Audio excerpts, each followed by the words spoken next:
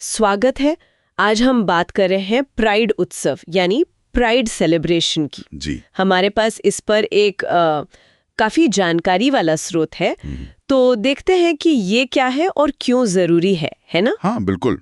ये समझना जरूरी है कि ये सिर्फ एक पार्टी नहीं है। सही। हमारा मकसद भी यही है कि इस उत्सव के पीछे का मतलब समझें और आज ये क्यों प्रासंगिक है। चलिए फिर शुरू करते हैं। तो स्रोत साफ कहता है कि ये महज एक जश्न या जलसा नहीं है। नहीं, बिल्कुल नहीं। ये LGBTQIA+ समुदाय मतलब lesbian, gay, bisexual, transgender, queer, intersex, asexual और बाकी पहचान वाले लोग और उनके जो सहयोगी हैं, हाँ, उनके एलाइज। हाँ, उनके लिए अपनी विविधता, अपनी समानता उसको मनाने का एक तरीका है। और साथ ही उन मुद्दों पर ध्यान खींचने का भी जिनसे वो जूझते हैं। बिल्कुल। और इसकी जड़ें स्रोत हमें ले जाता है जून 1969, न्यूयॉर्क शहर। स्टोनवॉल दंगे। हाँ, स्टोनवॉल, जिसे आधुनिक LGBTQ+ अधिकार आंदोलन का एक बहुत बड़ा मोड़ माना जाता है। एक टर्निंग पॉइंट, सही कहा। और इसीलिए जून को प्राइड मंथ के तौर पर मनाया जाता है। स्रोत ये कनेक्शन साफ करता है। जी। इतिहास से जुड़ा है ये पूरा मामला। अच्छा, तो स्रोत ये भी बताता है कि इन आयोजनों में कई तरह की चीजें होती हैं, जैसे रंगारंग परेड और मार्च। हाँ, परेड्स तो काफी जानी मानी है। लेकिन ये सिर्फ परेड नहीं होते है ना? स्रोत के हिसाब से इनका क्या महत्व है? कुछ ज्यादा गहरा मतलब है? बिल्कुल। स्रोत इसी बात पर जोर देता है कि ये परेड और मार्च सिर्फ दिखावा नहीं है। ये असल में विजिबिलिटी यानी दृश्यता बढ़ाने का एक बहुत मजबूत तरीका है। विजिबिलिटी, हाँ। जब इतने सारे लोग सड़कों पर उतरकर अपनी पहचान को गर्व से दिखाते हैं, तो ये समाज को एक सीधा संदेश देता है कि हम यही हैं। हाँ, कि वे यही हैं और उन्हें भी बराबर के अधिकार चाहिए। स्रोत इसे पब्लिक स्पेस पर अपना हक जताना जैसा कुछ कहता है। ये दिलचस्प है, पब्लिक स्पेस पर हक जताना। और स्रोत में वो सांस्कृतिक कार्यक्रमों का भी जिक्र था, जैसे संगीत, ड्रैग शोज, आर्ट एग्जीबिशंस। जी हाँ। उनका क्या रोल रहता है इसमें?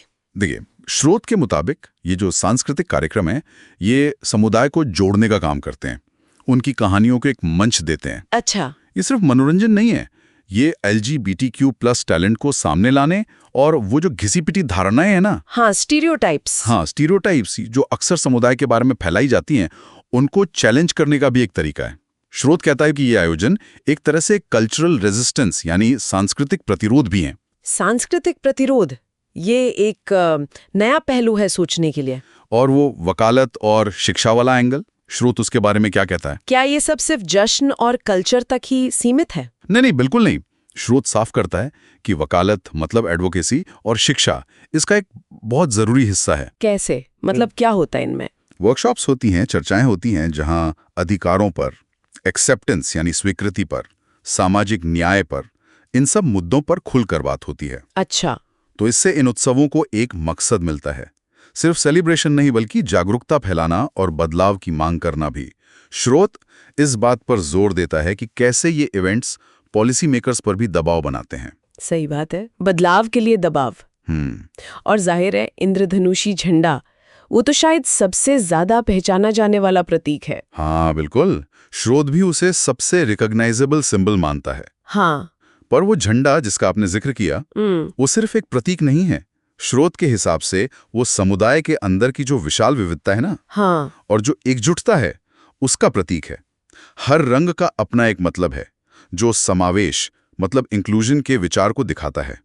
ये एक विजुअल स्टेटमेंट है जो दूर से ही दिख जाता है।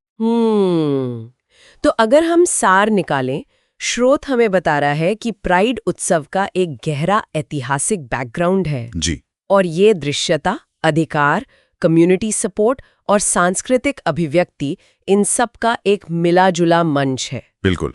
स्रोत ये भी कहता है कि इन आयोजनों में शामिल होना या उन्हें सपोर्ट करना एक तरह से मानवाधिकारों के लिए अपना समर्थन दिखाना है। एकदम सही। और ये सिर्फ LGBTQI+ समुदाय के लिए ही जरूरी नहीं, बल्कि पूरे समाज के लिए महत्वपूर्ण है। हाँ, कैसे? क्योंकि ये समावेश और स्वीकृति जैसे मूल्यों को बढ़ावा देता है। ये हमें याद दिलाता है कि बराबरी की लड़ाई अभी खत्म नहीं हुई है और इसमें सबकी भागीदारी जरूरी है। बिल्कुल। तो कुल मिलाकर प्राइड उत्सव अपनी जड़ों से जुड़ा एक महत्वपूर्ण आंदोलन है, जो जश्न और संघर्ष दोनों को अपने में समेटे हुए हैं। हाँ, और ये हमें एक सोचने वाले सवाल पर लाकर छोड़ता है क्या?